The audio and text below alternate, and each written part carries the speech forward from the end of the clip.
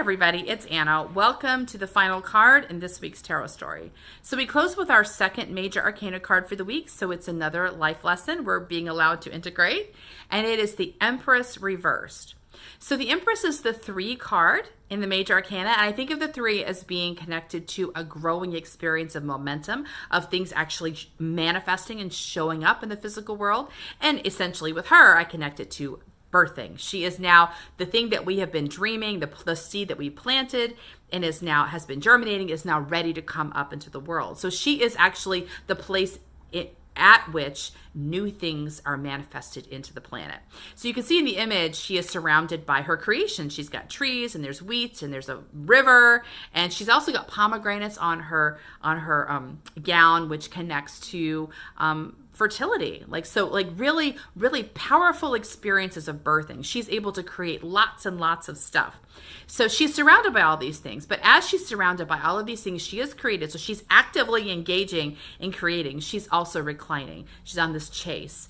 And the idea here, I think, is an image of creative flow. That creative flow, although it's deeply engaging and deeply can be very intense, it feels relaxed. It feels easy. It feels like you're in flow. So even though you're putting lots of energy, lots of attention into this, it's not a draining experience. It doesn't create pain. It doesn't create struggle. It feels like you're on a river, on a raft flowing down river, right? And the only reason it doesn't feel that way for those of us who create is because there is some kind of resistance usually in our mind that's getting in the way. We're judging it. We're getting ahead of ourselves. We're asking if it's worthwhile.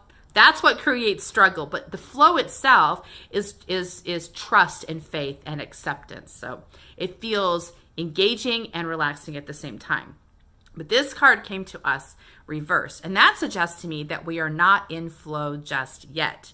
And actually, I think we're not in flow just yet because it's not time yet. I see this reversal as being an invitation to step back into the 2 spot on the major arcana, which is the High Priestess. The High Priestess, I think of as the pregnancy card, it's the germination card, where the seed has been planted and we're spending time nurturing that seed and making space for it to root in and to get strong. So at this point, at the High Priestess point, the plant, it's like the plant is under the surface and it's getting stronger, but it hasn't poked its little sprout above the surface of the ground yet.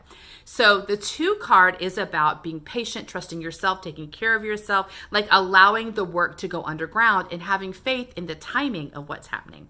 And I feel like this is significant because yesterday's card was the Death card.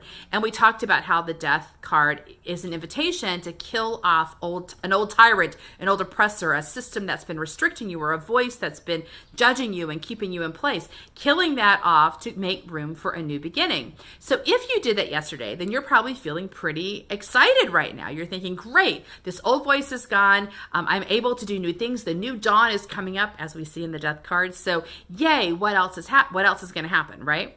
And the problem with that, or the challenge from that, is that we're so excited, we're ready to do something right now, and actually we want to get to the Empress right away, but actually it's time to go back into the High Priestess. When we have a major shift like death, we can be really excited in the momentum of making things happen, but as the major arcana shows us, every active step needs a resting step. And the resting step is where the integration happens.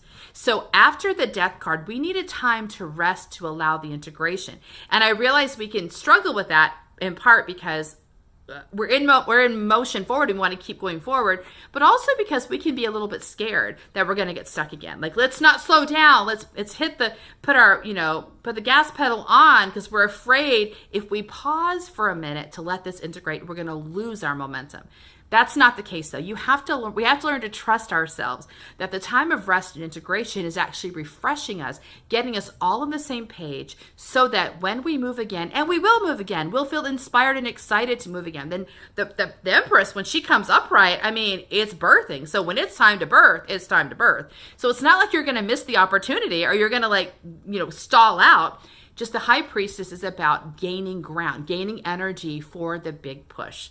So if you had the big death move yesterday, and today you're thinking, gosh, I'm kind of not feeling inspired. I'm feeling kind of quiet. And you're worried about it, like you did something wrong. You didn't do something wrong. Just you need time to let the death movement, relax, integrate, and go underground until the next step comes. So trust yourself, trust your own timing, and trust your soul. Your soul knows what it's doing.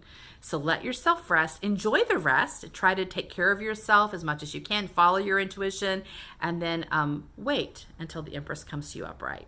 See you next time for our next tarot story. Bye.